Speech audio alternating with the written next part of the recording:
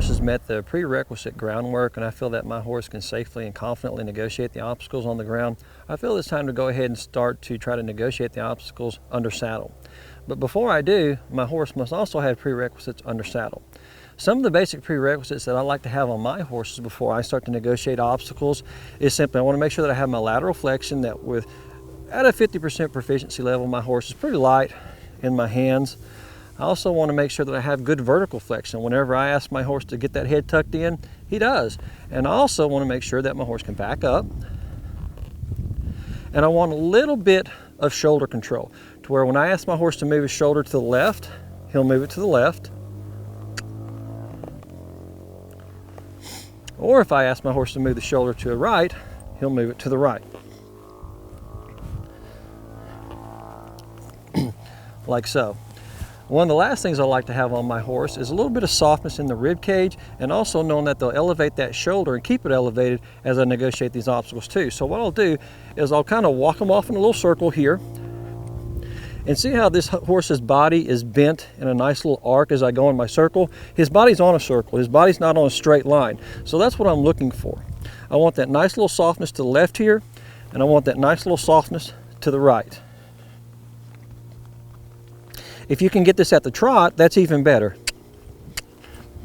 If you can have this all at the trot, nice and soft, to the right and then to the left, it's a little bit better.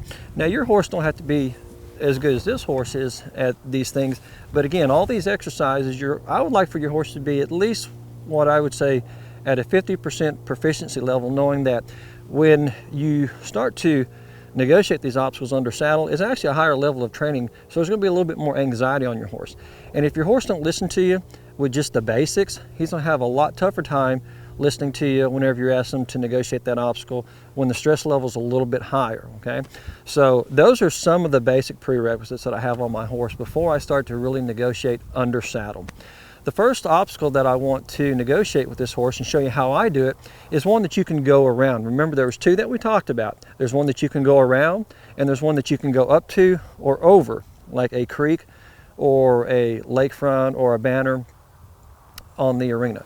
So what we're going to do is, let's say this is our starting point right here. We're starting to approach this obstacle and my horse is starting to react, and this is as close as I can get right here.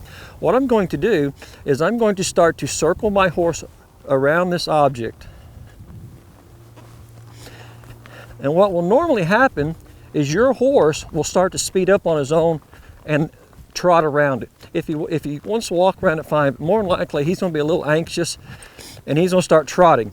And whenever you do this, this is where your lateral flexion comes in, because as we're moving around, I want my horse's nose tipped in toward the object that he's scared of. I don't want it tipped away, because if it's tipped away, his body is just going to follow his nose.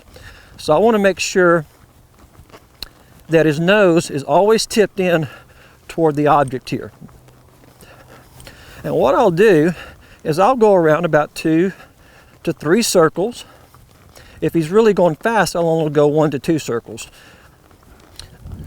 2 or 3 circles, and then what I'll do is I will start to tip his nose in and do a turn in toward the object and go the new direction, just like this. And I'll go 2 or 3 circles again. And I always look at the object myself too, because my body, if I'm looking at the object, my body language is conveying to that horse, let's go toward the object or stay on the circle. So this is my 2 circles. I'll go ahead and tip my horse's nose in toward and do a U-turn. And you notice that each time I turn my horse's nose into the object that it's scared of, what am I doing? I'm getting my horse closer to the object, just like this. Yeah, he's getting closer there. That's why I turn my horse's head in toward the object and I don't turn it away from the object. If I start to turn it away from the object, look what happens. He starts to go away from the object. So I want to make sure that I'm constantly turning my head into the object that he's scared of or that he's trying to negotiate. And what I'll do is once he'll finally get up to it, I'll let him rest and investigate it. And this is where you want to ride offensively, because your horse can still be a little scared, so he may want to jump to the left or to the right. So ride offensively and be aware that your horse could do that. Now, if your horse is at a higher level of training, this is where some of the other prerequisites come in that I had mentioned earlier, because when you use those, it really just gets your horse better broke, softer, lighter, and listening to you a little bit better.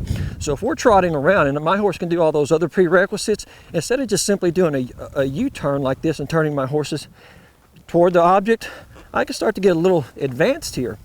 I can stop, I can back him up, move his shoulder over, trot him back off.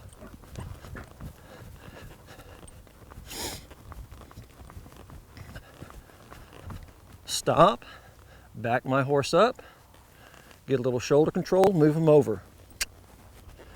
And what this does, when you do little things like this just gets your horse better broke.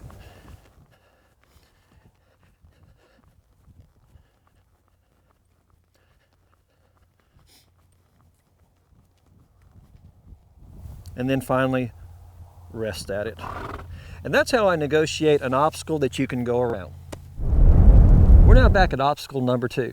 Remember, this is the obstacle that you can either go up to or you can go over, but you cannot go around it. To demonstrate this, I'm simply going to walk my horse through this because it's not really long enough for me to trot my horse around it. So I'm just going to walk through the steps and show you how I negotiate this obstacle.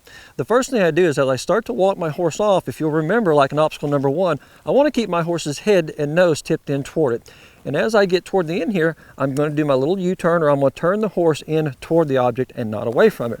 Remember, if you turn your horse away from the object, they're going to follow their nose and they're going to drive away from the object. I'm trying to get them closer, so I constantly turn their nose in, like so. And as we go, I tip his nose in. I want him looking at that obstacle. Turn him in toward it. And you keep doing this until your horse will commit to taking that step either over it, like so, or it's where he'll commit to actually going in it. If this were water or a creek bed, he'd be walking in the creek bed now. So that's kind of what I'm looking for here whenever we do this. If your horse is at a advanced level or intermediate level, then you can use some of those prerequisite exercises that we mentioned under saddle to get your horse a little bit better. We can trot him along, sit, back him up, do your little roll back toward it, stop, back them up, do your little roll back in toward the object, and keep doing this until your horse will eventually commit to the obstacle.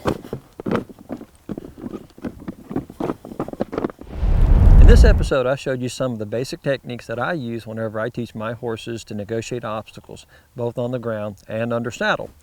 I want to stress a little bit that it's okay to go ahead and work your horse through these obstacles on the ground. I like to do it because sometimes, even with my ability, I'll come across an obstacle and the horse may give me a little resistance on it to where I don't feel comfortable. And I don't want the horse getting hurt, and I don't want to get hurt either. So there's no shame in getting on the ground and working your horse through the obstacle, getting them going through it nice, quietly, and confidently, and then getting back up on your horse and riding your horse through it. So I hope that some of these tips that you saw today helped you out, and there's a lot more to it. So if you have any questions, you can contact me at the ranch or through our website.